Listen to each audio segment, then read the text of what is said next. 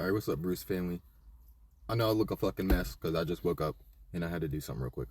I'm not ready for the day. But, like I said in the last vid, today I wanted to talk about what Bruised is, why the fuck I even built it in the first place, and what it stands for. For those of you who don't know, Bruised is a movement. It is meant to be a social network and like I said, a movement for people who live hard lives, who go through something every day, maybe fight through a breakup, grief, whatever the hell it may be. But you're fighting through something every day and you're ramming through that shit every single day. And you have something that maybe you need to talk out, you want to talk out, but don't have a platform, don't have people to. That's what we're trying to create here, a social family where that's possible, no judgment, nothing like that. So let me tell you my story, because you can't really build a story about pain without pain yourself. So let me tell you about a little bit about my bruises, why I started this, what I fight through every day. So if you don't know me, once again, my name's Isaiah Taylor, creator of Bruised. The reason I started Bruised Up, my bruises, is when I was 14.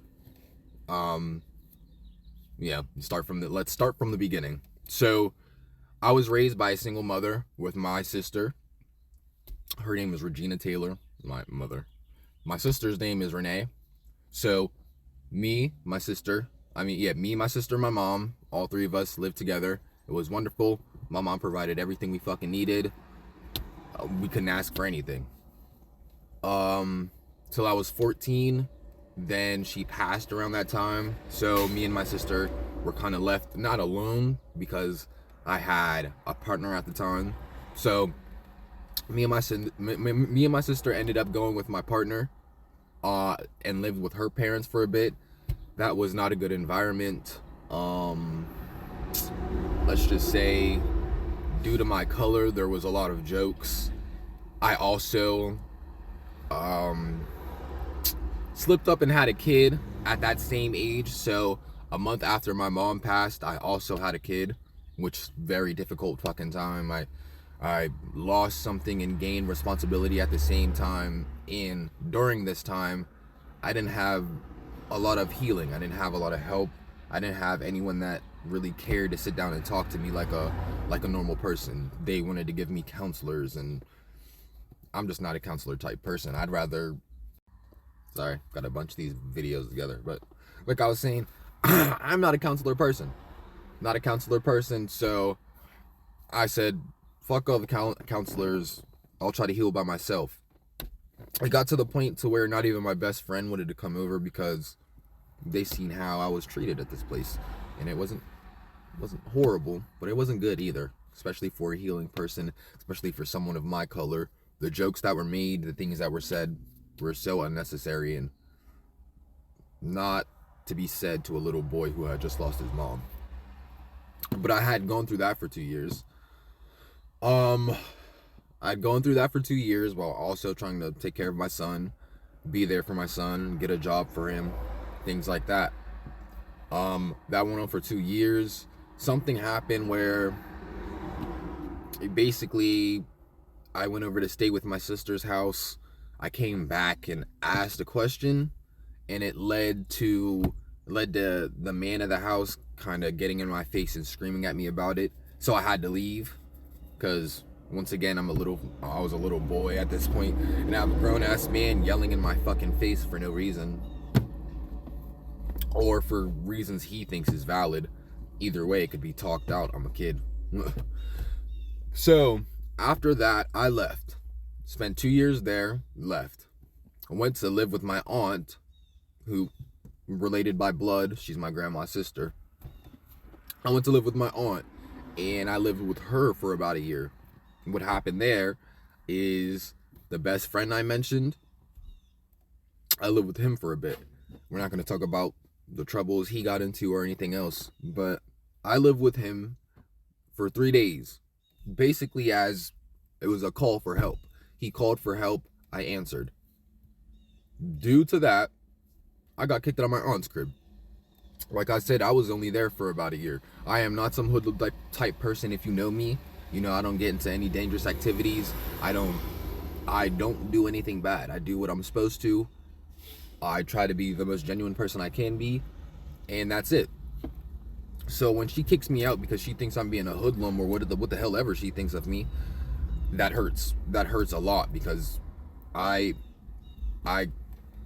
she kind of put it out there as I'm trying to be grown, and I was trying to protect the friend, and she didn't even want to talk about it. Like,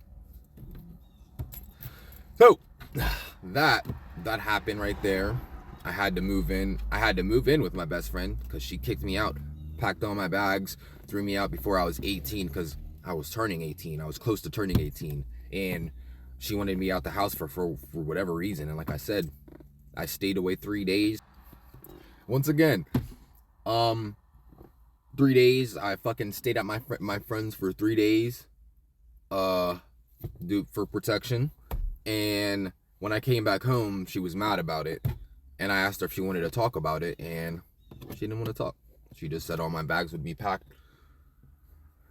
And that was that. So I ended up moving out of there when I was 17, late 17. I ended up staying with my best friend and his father. I stayed with them for, I think it was like 6 months at first, and then we ended up going to his mom's.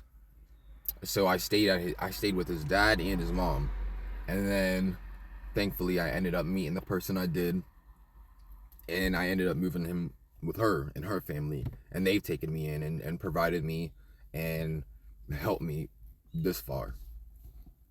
And I'm a difficult person to deal with. I have bruises, right? The things I told you, they make me a very, I don't want to say angry person, because I'm not like angry on the daily, but it can make me an explosive person, right?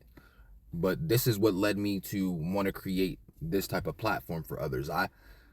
This is not a story that I can just come out and share, but sharing it with so many others, I feel like I can make an impact. Sharing my story might encourage other people to share theirs, because I want to hear other people's stories. I want to hear what they fight through every day, things like that. No fucking counselor or anything, but the main point of Bruised is to heal together. Like, create this social platform, create our big bruised family, and then we can all heal together. Because people like us, we don't like to tell people. Our walls are built and strong. So I get it. I totally get it. But the point of Bruised is to break down those walls, to be vulnerable. We have to be. To be healed, to get those raps. Yeah, I mean, we have to be vulnerable. We have to be. Healing doesn't come from being kept and quiet. You have to be open. You have to be receptive to information, receptive to different ways of healing. And I've tried almost every way there was. When it comes to, if it's meditating, if it's eating a certain type of food, if it's taking a fucking walk and seeing certain scenery, I've tried everything, because those bruises can run deep, really fucking deep. And it'll take a helping hand. It takes another hand to reach out and pull you out of that, or at least help you with it.